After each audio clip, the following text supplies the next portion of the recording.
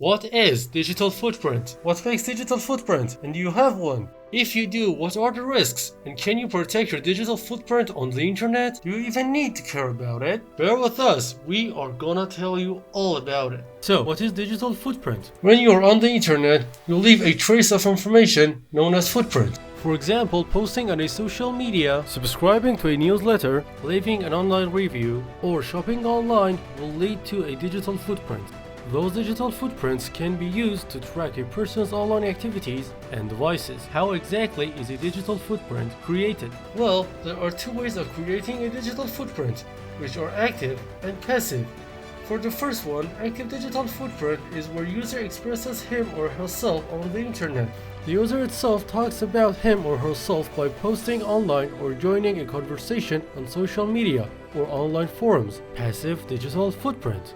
A passive digital footprint is created when information is gathered about the user without them even knowing it. For example, when you browse a website, the information about how many times you visited a website and what you were looking for on that website is gathered and processed to create your passive digital footprint.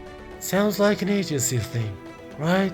But actually it's far more relevant than you think, and how big they can act with these little data is epic.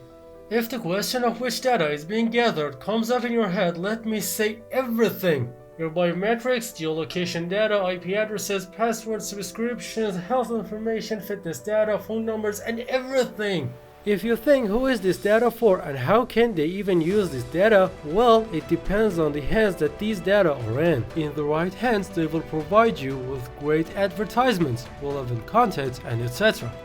But in the wrong hands, that is where it gets nasty.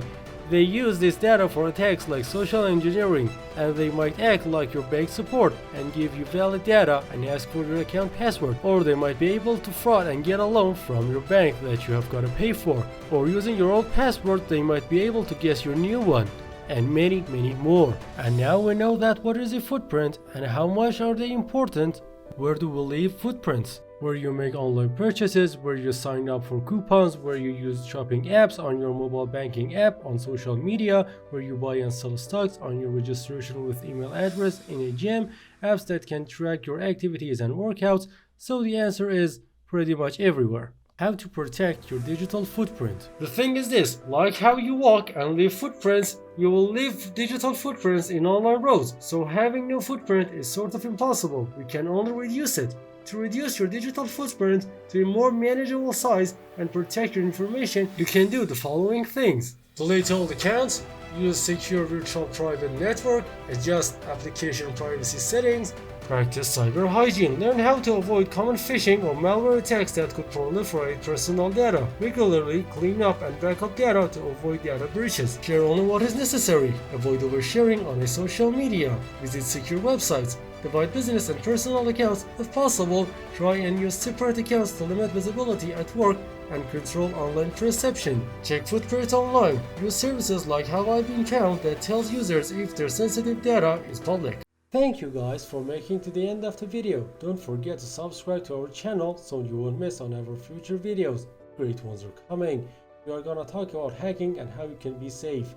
And if you like this video, you can hit that like button. At last, feel free to comment out what you guys want to see in this channel and future videos. Catch you on the next one. Bye!